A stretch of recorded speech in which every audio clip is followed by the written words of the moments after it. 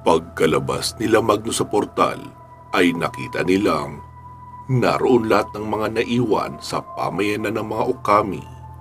Nakaupo ang lahat sa may bandang gitna at naghihintay sa pagbabalik ng kanilang mga mandirigma. Noong makita ng mga iyon na isa-isang iniluluwa ng portal ang mga kasamahan nila, ay agad ang mga iyon nagsitayuan at naging masaya ang mga mukha. Huling lumabas sa portal ay sina Apo Takeda at ang apo nito na si Kai. Nagsiyuko ang lahat pagkakita sa kanilang pinuno. Itinaas naman ng matanda ang kanyang hawak na tungkod at nagsigawan ang lahat sa pagbubunyi. Ibig sabihin kasi noon ay nagwagi sila sa laban. Ang mga mandirigma naman ay kanya-kanyang lapit sa kanilang pamilya. Hinarap nila Magnus at Maris sina Apo Takeda at Kai. Apo Takeda, Kai, maraming salamat sa inyo. Malaki ang naitulong nyo sa digmaan. Kinamayan ng matanda si Magnus, sabay sabing, "Karangalan para sa aming lahi ang digmaang iyon, panalo man o matalo. Kasama iyong maisusulat sa aming kasaysayan at ikikwento namin sa susunod pa naming mga henerasyon." Si Maris naman ang nagsalita.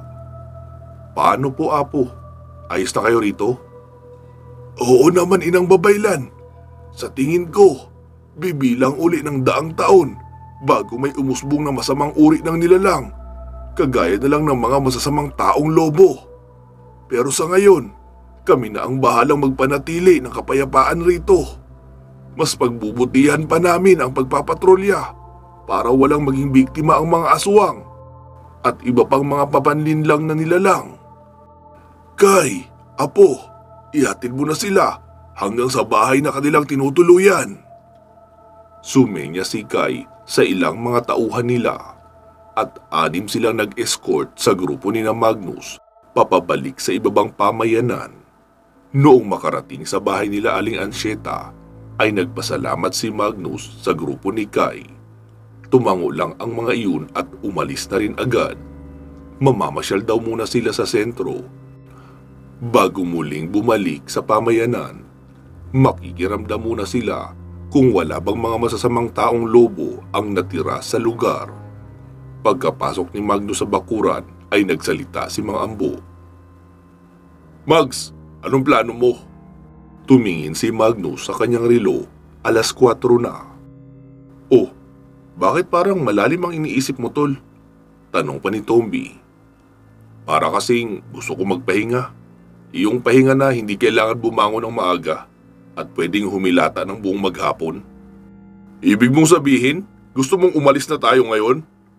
Muli namang tanong ni Mang Ambo. "Oo sana eh. Maaabutan na tayo ng dilim, Mags, bago tayo makarating sa pinag-iwanan natin ng sasakyan." "Okay lang yun, Mang Ambo. Meron pa ba kayong kinakatakutan sa daan? May mga flashlight din naman tayo. Plano ko kasi, nababiyahe na tayo agad ngayon. Tapos, hahanap tayo ng resort dito lang din sa Cebu. Dito tayo magpapahinga ng 1 linggo. Hindi madaling digmaan ang pinuntahan natin, kaya may karapatan tayo mag-celebrate sa ating pagkapanalo at magpahinga na rin." Tumango-tango naman si Mang Ambo. "Mang Ambo, ano bang plano ng kapatid mo? Gusto raw ba nilang sumama sa atin sa Bohol?" "Hindi daw, Mags eh. Ngayong alam nilang ligtas na sila rito, wala na silang balak na umalis." "Eh di sige pala, Mang Ambo. Iwan mo na sa kanila yung 20K na ibinigay ko sa iyo. Bigyan na lang kita ng pang-allowance. Mas kailangan nila yun dito para makapagpaayos sila ng kaunti ng bahay at makabili na rin ng binhi sa pagtatanim." "Oo, Mags, yun talaga ang plano ko." Pumasok na si Mang Ambo at kinausap ang kapatid. Ilang saglit pa ay lumabas ng bahay si Aling Ansyeta. "Aalis na pala kayo, Sir Magnus?"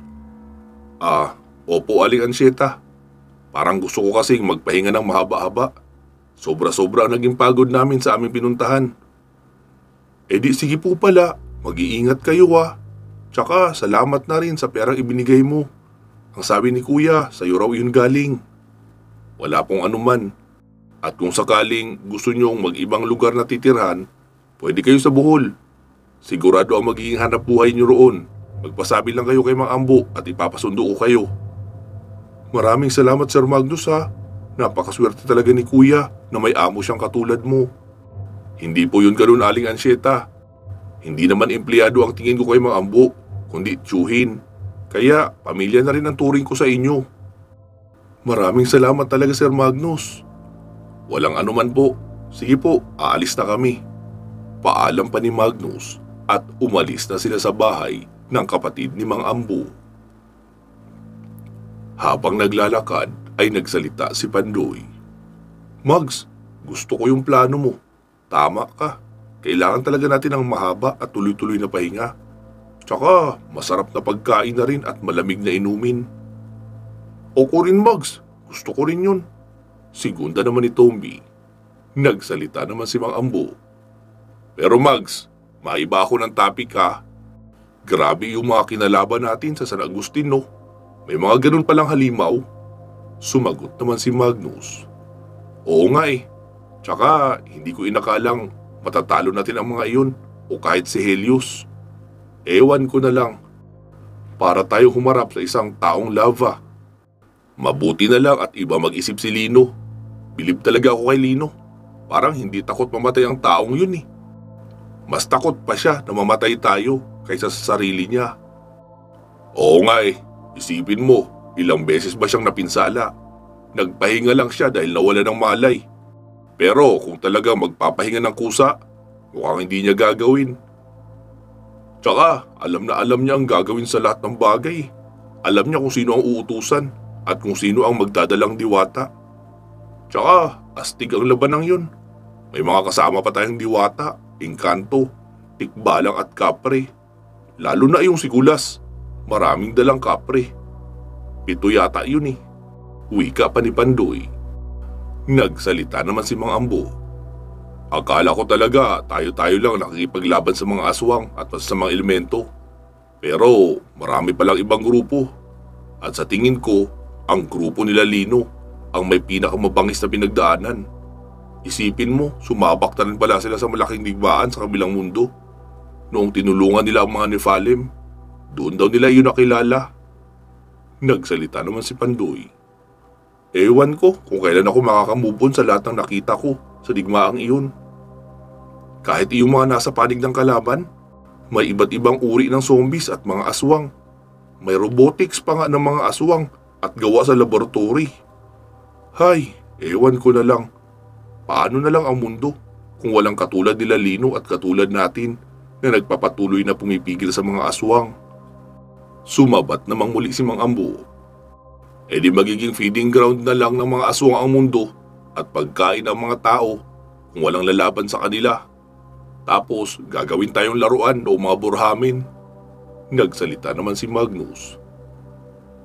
Kung sa mga pinagdaanan natin ay pailan-ilang burhamin lang ang nakakasagupa natin, kina Lino parang tag-iisang platon yata ang nakakaharap nila eh.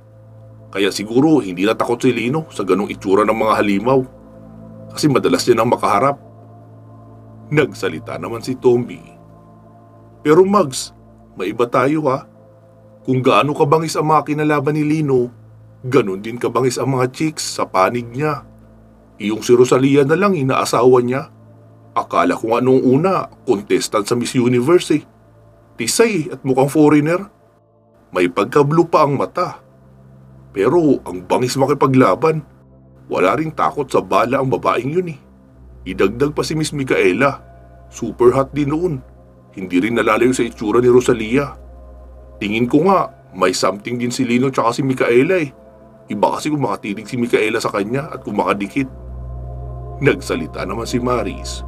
Hoy, unang-una, baka nakakalimutan nyo. May kasama kayong babae. Tapos ganyan ang topic nyo. Pangalawa, may mga asawa na kayo, di ba?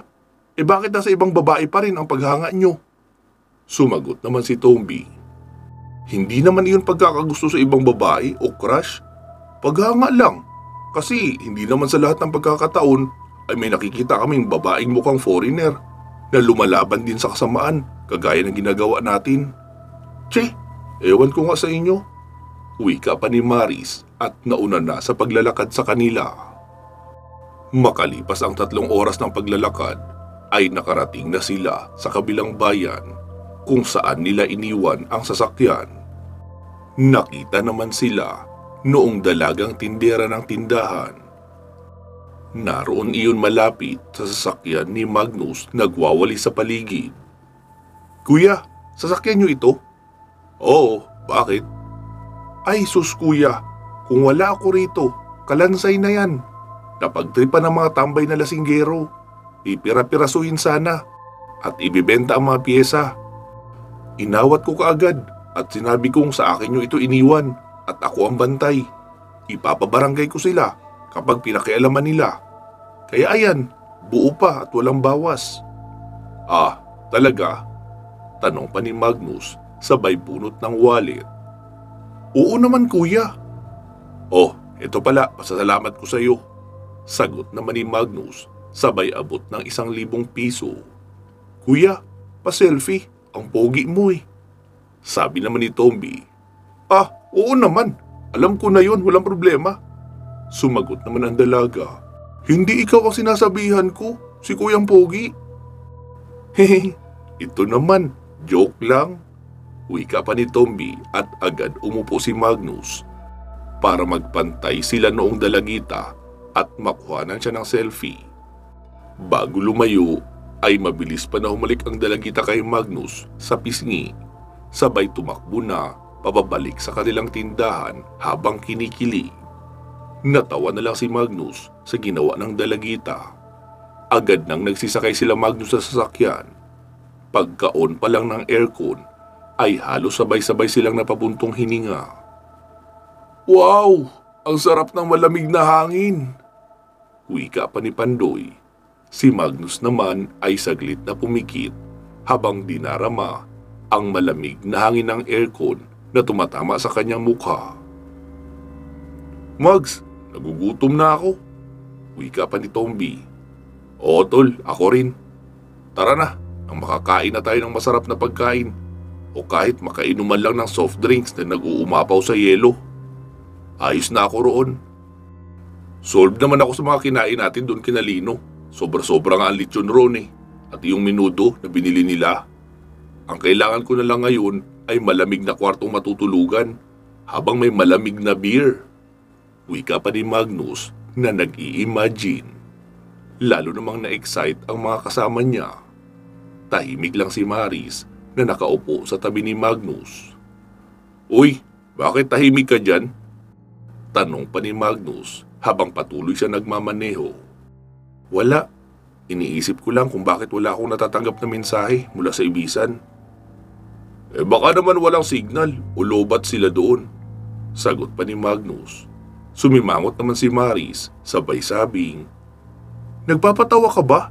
Sinong nagsabing mensahe sa cellphone ang hinihintay ko?" Ano pala?" "Mensahe sa hangin." Bakit di ka muna umuwi roon para alamin ang problema? Tapos kapag okay naman, di balik ka na rito sa Cebu. 1 linggo naman ang gagawin namin bakasyon na rito para makapag-relax talaga." "Yun nga din ang isa kong problema Magnus eh." "Ha? Bakit? Ano bang problema yung sinasabi mo?" "Sinubukan kong magportal papabalik roon sa ginawa kong lagusan sa bagong Ibisan.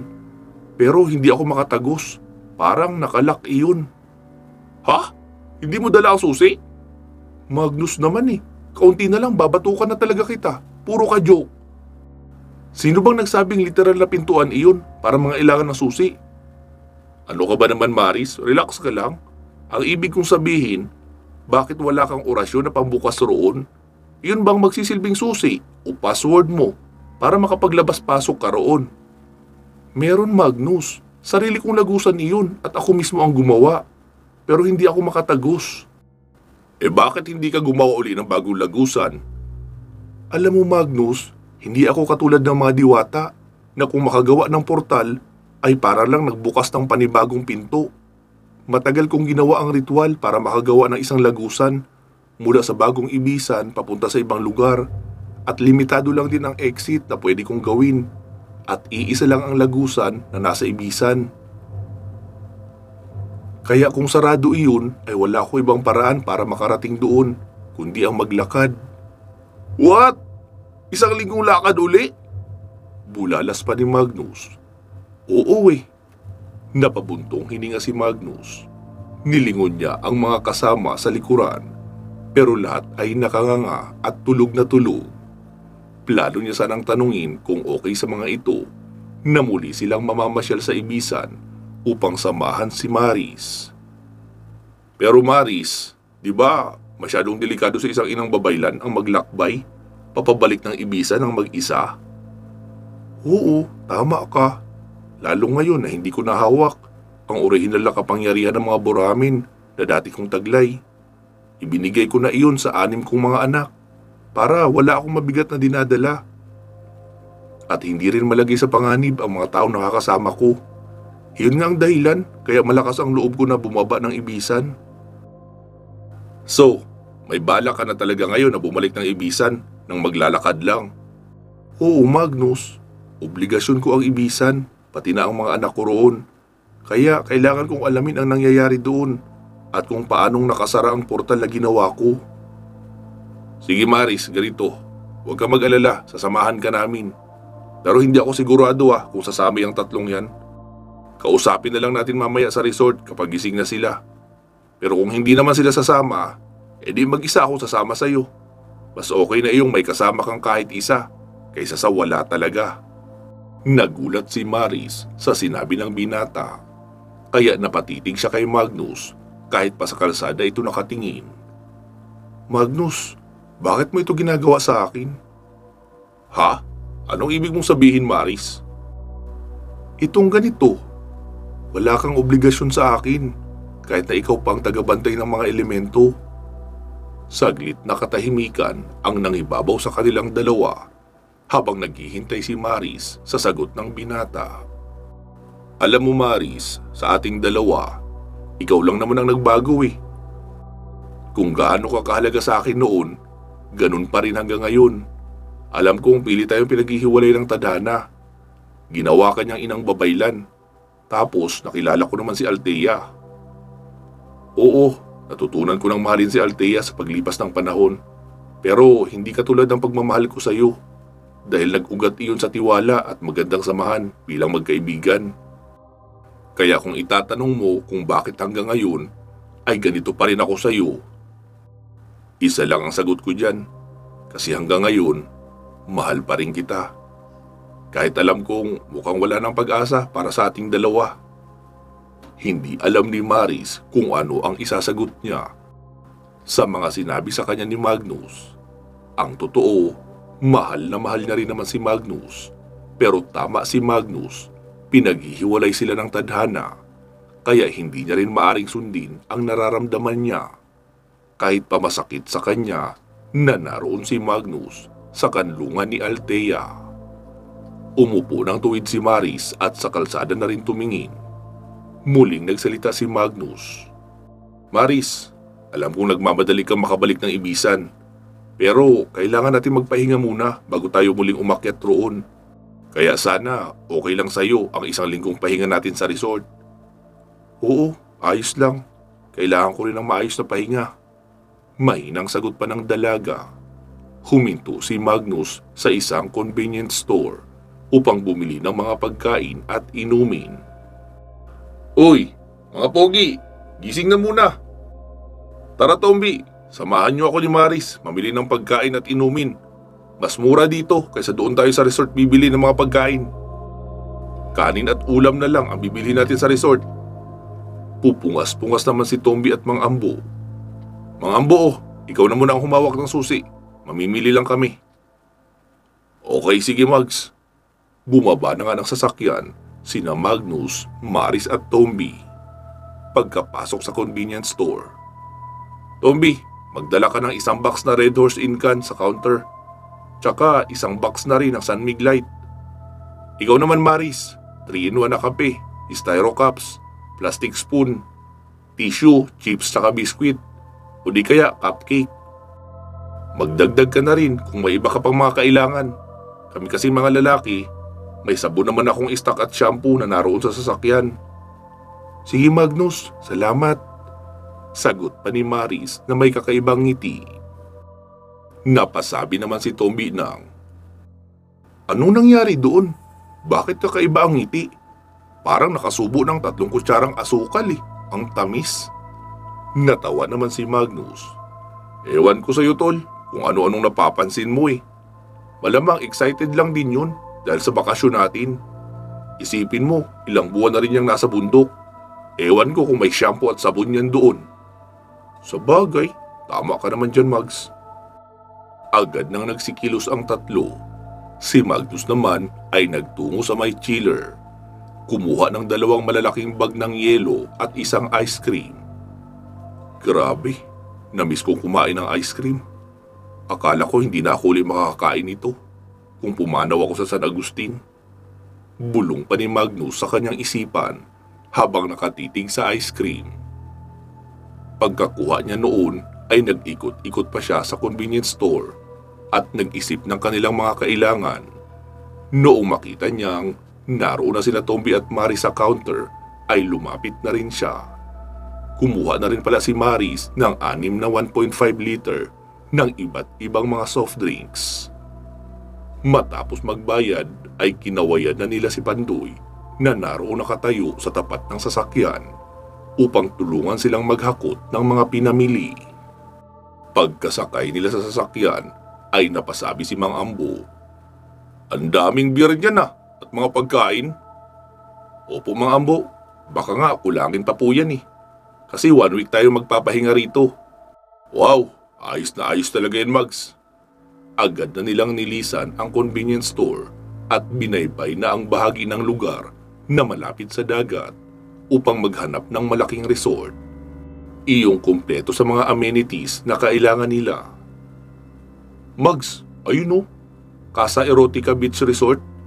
Natawa naman si Magnus sabay sabing, "Kanina may nakita din ako resort, Blue Dolphin Resort. Hindi ko hinintuan kasi parang puro pambata ang amenity sa banner nila. Eto namang nakita mo, masyadong pang-adult Sumagot naman si Tomby, "Ang sabi mo malaking resort at maraming unit. Di ito talaga ang bagay sa atin. Huwag niyo nang pansinin yung pangalan." Di sige, dito na tayo." Sagot pa ni Magnus, sabay ipinasok na ang sasakyan sa main entrance ng resort. Ipinarada muna saglit ni Magnus ang sasakyan sa harapan at pumunta sa reception. Miss, magandang gabi. May available ba kayo mga units?" "Magandang gabi rin po sir. Opo, marami po kaming available na units. Konti ang guest ngayon. Hindi naman po kasi summer season. Naka 20% discount din po kami sa lahat ng unit at may buffet breakfast for 199. Talaga? Tamang-tama, malalakas kumain ng mga kasama ko." "Ilang unit po ang kailangan niyo sir?" Tanong pa ng magandang dalaga na receptionist. Isang family size na unit, yung kakasya ang 4 na tao Tapos yung medyo maliit ang isa na pwedeng isang tao lang." "Sir, ang mga unit po namin ay 2 bed lang. Double size naman ang bed.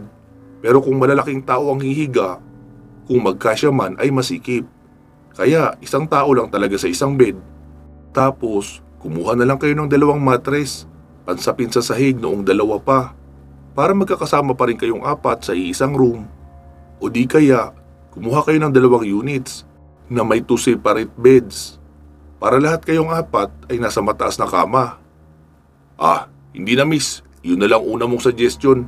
Yung malaking room na may 2 double size bed. Mag-a-avail na rin ako ng 2 mattress at ekstrang mga unan para magkakasama pa rin kami." "Okay sir, great choice. Mas masaya naman kasi talaga sir kapag magkakasama sa isang room, di ba? Ayun yung unit nyo sir. Inilagay ko kayo sa unit 9 at unit 10. Yun ang pinakamalapit sa dagat. Libre na rin po ang cottage sa inyo. Kahit aling cottage po dyan available. Kaunti lang din naman ngayon ang nagdi-day tour." Sige miss, salamat "You're welcome po sir. Enjoy your stay. Anyway sir, may telephone naman sa room. Tumawag na lang kayo kung order kayo ng pagkain. Just dial 0. "Okay, copy that." Sagot naman ni Magnus at naglakad na papabalik sa sasakyan. Ano Mags? Saan tayo? Doon tayo sa unit na malapit sa dagat. Nice! Ayos, madali makapunta sa dagat. Wika pa ni Pandoy. Oh, Maris, ito ang susi ng kwarto mo. Sa unit 9 ka, unit 10 naman kami. Bali magkatapat lang yun. Ipinarada muna ni Magnus ang sasakyan sa tapat ng unit nila para maidiskarga na rin ang mga dala nilang pagkain at inumin. Noong maibaba na ang mga gamit ay saka dinala ni Mang Ambo ang sasakyan sa kalapit na parking lot. Pagkalabas ni Mang Ambo sa sasakyan ay nakarinig siya ng isang malakas na tili ng babae. Nagpalinga-linga siya sa paligid pero wala namang residential area na malapit at wala ring mga tao sa paligid ng resort kaya ipinagkibit balikat niya na lang muna.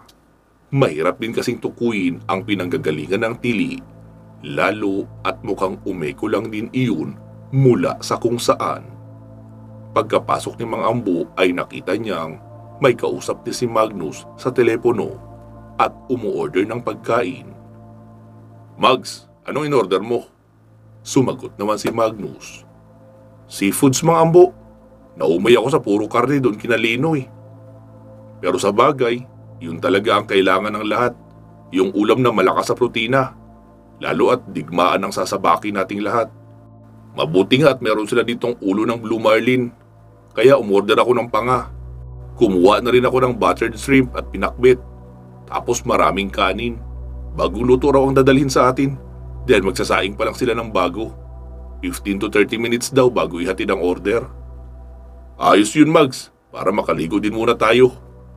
Wika pa ni Mang Ambo habang naririnig na may naliligo na sa CR sa loob ng unit nila. At si Pandoy iyon na kanina pa init na init. Muling lumabas ng silid si Mang Ambo at doon na muna tumambay sa labas habang nakatanaw sa dagat. Nagsalita naman si Magnus. Mang Ambo, anong problema? Hindi ko alam Mags eh. Parang bigla akong kinabahan kanina noong may marinig akong tili mula sa bundok. Ha? Saan galing yung tili? Yun nga Mags eh, mahirap alamin kung saan yun banda nang gagaling kasi echo lang. Pero halata sa boses na takot ang tumitiling iyon. Hayaan mo namang Ambo, nasa bayan naman tayo. Marami ang mga pulis dito, kaya bahala na sila humanap doon. Deserve natin ngayon ang magpahinga. Kahit pa walang kaalam-alam ang karamihan ng mga tao tungkol sa nakaambang panganib sa kanila. Kung nagkataong hindi natin natalo ang mga kalaban doon sa San Agustin. Oo Mags, tama ka nga. Oh, sige na mga Ambo. Tapos na maligo si Pandoy oh. Ikaw na ang sumunod maligo. Mamaya pa raw si Tomby pagkatapos niyang kumain. Mamaya na rin ako pagkatapos mo. Ah, sige Mags. Naiinitan na rin talaga ako eh. Wika pa ni Mang Ambo at dali-dali nang pumasok sa loob ng silid nila upang ihanda ang pagbibihisan kapag nakaligo na. Makalipas ang kalahating oras ay dumating na ang mga order nilang pagkain. Matapos mabayaran iyon ni Magnus, ay nagtungo naman siya sa katapat na unit, ang room 9, upang ayain na si Maris na kumain. Nakailang segundo na siya sa pagkatok pero walang nagbubukas, kaya pinihit niya na lang ang doorknob. Mabuti at hindi pala iyon nakalak. Nagulat siya noong makitang nasa lapag si Maris at walang malay. Maris! Maris! Gumising ka! Ano nangyari sa'yo? Tawag pa rito ni Magnus habang mahinang pagtapik sa balikat. Pero wala itong naging reaksyon. Kaya binuhat niya na iyon at dinala sa kanilang kwarto. Oh, Mags! Anong nangyari dyan? Ewan ko Mang Ambo. Naabutan kong walang malay sa sahig eh. Agad inihiga ni Magnus si Maris sa kama at pinaunan sa 3 patong na unan upang mataas ito at maging maluwag ang paghinga. Agad namang kumuha ng amonya si Pandoy at iniabot kay Magnus. Ilang saglit lang ay nagkamalay na si Maris. Maris, ano nangyari sa'yo? May sakit ka ba? Tanong pa ni Magnus habang nakalagay ang kamay sa noo ng dalaga. Hindi ko alam Magnus. Bigla akong nanghina at nawala ng malay. Ha? Baka naman sobrang gutom ka na. Hindi, Magnus. Espiritual na panghihina ang naramdaman ko. May kinalaman ito sa nangyayari sa Ibisan. Sumabat naman si Tomby. Bakit, Maris? Ano ba nangyayari sa Ibisan? Si Magnus naman ang nagpaliwanag. Mga tol, mga ambo, hindi makatago sa portal niya si Maris. Papabalik ng Ibisan. Ibig sabihin, may hindi magandang nangyayari doon ngayon. Kaya kailangan niya makabalik doon agad. Si Tomby naman ang nagsalita. Papaano? Akala ko ba hindi niya mabuksan ang ginagamit niyang portal? Eh di maglalakad ng mano-mano. Ha? Isang linggong paglalakad? Oo mga tol, ganun na nga. Bilang inang babaylan ay kailangan niyang alamin kung anong problema sa pamayanan niya. Kaya bala ko siyang samahan. Napag-usapan na namin ito kanina. Sinabi kong tatanungin ko pa kayo kung gusto niyong sumama. Saglit na tumahimik ang tatlo. Naku, isang linggong lakad na naman at buong paa na may paltos. Hay, sige na nga, sasama ako. Wika pa ni Tomby. Sumagot naman si Pandoy. Alangan naman magpaiwan ako, di ba? Eh di syempre, sama din ako dyan. Ako rin, Mags. Kasama ako. Sabat naman ni Mang Ambo. Sige, palipasin muna natin ang isang linggong pahinga natin dito. Tapos aakyat na tayo ng Ibisan. Hindi na rin tayo dadaan sa asyenda para wala na tayong delay. Okay, sige Mags. Okay lang sa amin. Sagot naman ni Mang Ambo. Sige na pala, magsikain na tayo. Bago pa lumamig ang pagkain at ang sabaw. Masarap pa naman ang ulam natin.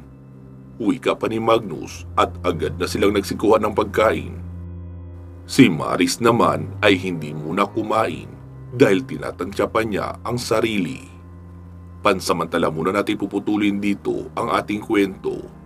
Magsama-sama tayong muli sa part 122.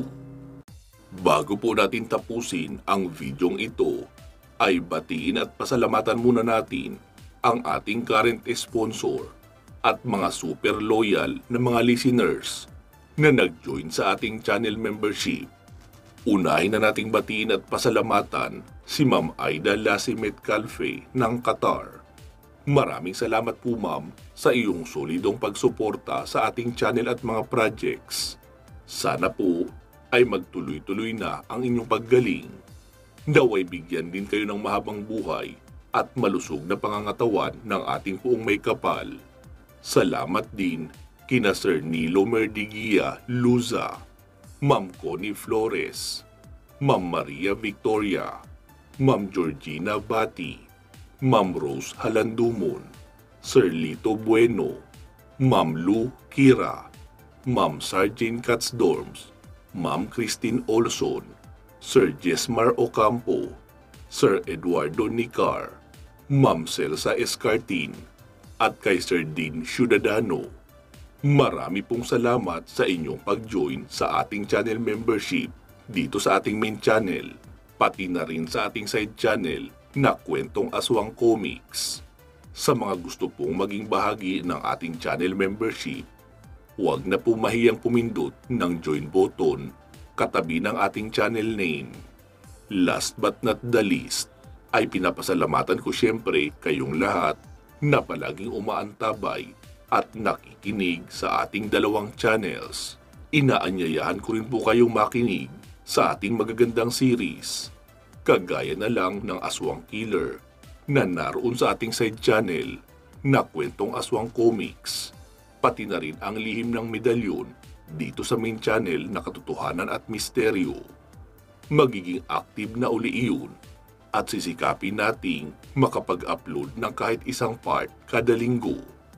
Maraming salamat po ha. Mag-iingat po kayo palagi at hanggang sa muli.